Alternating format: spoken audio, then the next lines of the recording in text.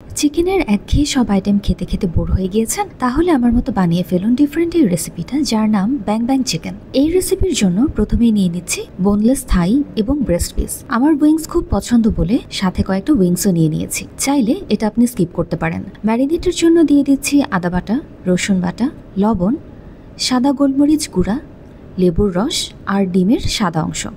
সবকিছু একসাথে ভালোভাবে মিক্স করে রেখে দিব 30 মিনিটের জন্য। 30 মিনিট পর চিকেনের পিসগুলো উঠিয়ে কর্নফ্লাওয়ারে ভালো মতো কোট করে রেখে দিব 10 মিনিটের জন্য, যেন কর্নফ্লাওয়ারটা ভালোভাবে চিকেনের গায়ে লেগে যায়।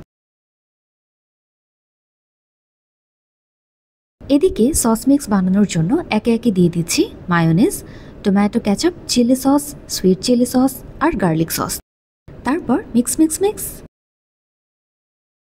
এবার একটা ফ্রাই প্যানে তেল গরম হতে দিব। তেল গরম হয়ে গেলে চিকেনগুলো ভালোভাবে ভেজে নিব।